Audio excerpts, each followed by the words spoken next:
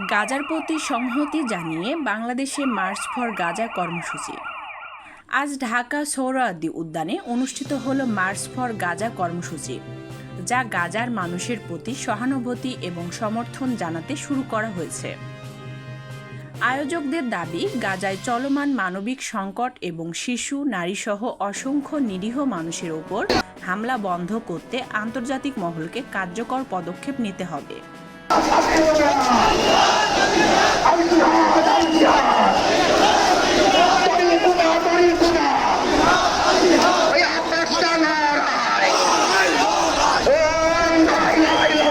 গাজায় চলমান সংঘর্ষ ও মানবিক সংকটের কারণে অসংখ্য মানুষ নিহত এবং আহত হয়েছে।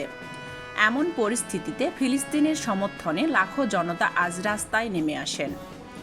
তারা আন্তর্জাতিক সম্প্রদায়ের কাছে একটি শক্তিশালী এবং কার্যকর প্রতিক্রিয়া দাবি করেছেন, যাতে গাজা উপত্যকায় শান্তি এবং নিরাপত্তা প্রতিষ্ঠিত হতে পারে।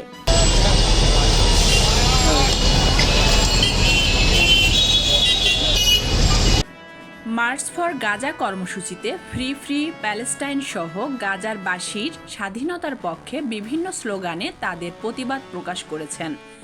এছাড়া তারা আন্তর্জাতিক মানবাধিকার সংস্থাগুলোর প্রতি আহ্বান জানিয়েছেন, যাতে গাজার মানুষের মৌলিক অধিকার এবং নিরাপত্তা নিশ্চিত করা হয়।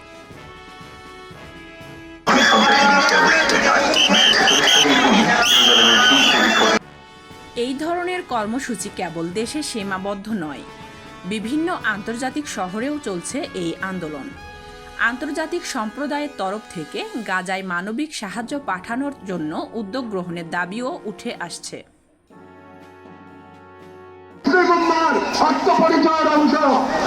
গাজার প্রতি সংহতি জানিয়ে চলমান এই আন্দোলন কি আন্তর্জাতিক ক্ষেত্রে কোনো গুরুত্বপূর্ণ পরিবর্তন আনতে সক্ষম হবে?